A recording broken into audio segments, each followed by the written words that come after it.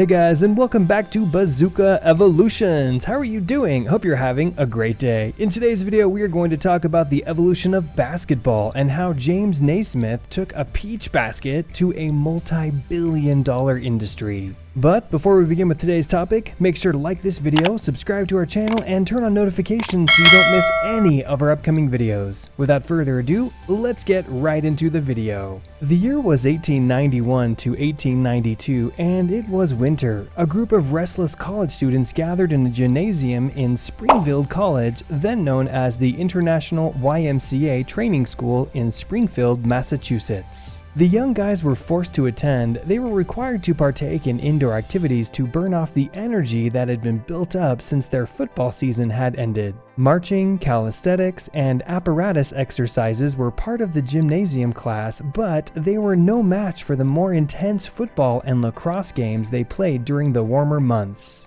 James Naismith, a 31-year-old graduate student, was the instructor for this class. When Naismith, a second-year graduate student who had been named to the teaching faculty, glanced at his class, he remembered Gulick's introduction of a new course on the psychology of play during the summer session of 1891. Gulick had emphasized that the necessity for a new indoor game in class, one that was interesting, quick to learn, and easy to play in the winter and by artificial light. No one in the class had taken up Gulick's challenge to create a game like this. However, with the conclusion of the fall sports season approaching and the students dreading the obligatory and tiresome gymnasium work, Naismith had a new motivation. As a result, Naismith went to work. His mission was to build a game that was simple to learn but sophisticated enough to keep players interested. It had to be played both indoors and outdoors and by a big number of people at the same time. It should provide ample exercise while avoiding the brutality of football, soccer, or rugby, which could result in bruises and broken bones if played in a small setting. This new creation took a lot of time and thinking. It was influenced by a variety of games at the time, including American rugby, English rugby, lacrosse, soccer, and a game called Duck on a Rock, which Naismith had played with his childhood companions at Benny's Corners, Ontario.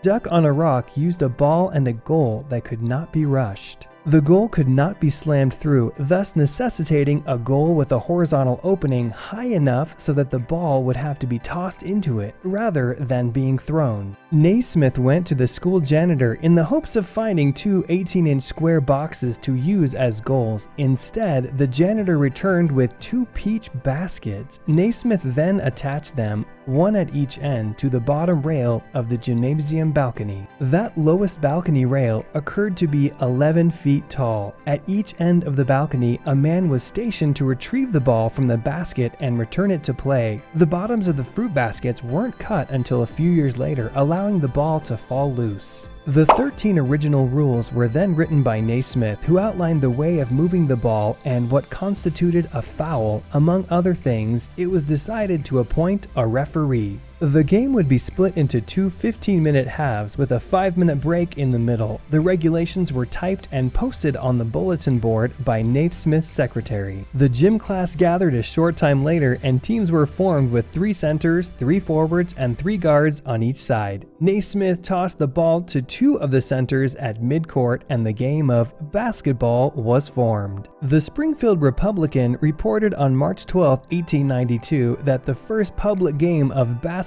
was played at a YMCA gymnasium. Professional leagues began to establish around the United States as the sport grew in popularity. In 1939, Northwestern University hosted the first NCAA tournament, which featured 8 teams. Only 68 teams from the NCAA's more than 1,000 collegiate basketball teams compete in the annual March Madness tournament. The greatest college basketball team from throughout the country battle for a spot in the Sweet 16, Elite 8, Final Four, and eventually the national title. Despite the fact that basketball isn't played the same way it was when Naismith founded it, peach baskets have been replaced with nets, metal hoops, and plexiglass backboards. Its evolution demonstrates that the game has endured for over a century. That is all we have for you all today. Thank you guys for watching. If you have any questions, make sure to ask them in the comments down below, and I'd love to help you. Also, if you guys enjoyed the video, then be sure to drop a like, subscribe to the channel if you haven't already for more content like this and much more. We will see you guys next time. Take care until then. Goodbye everyone.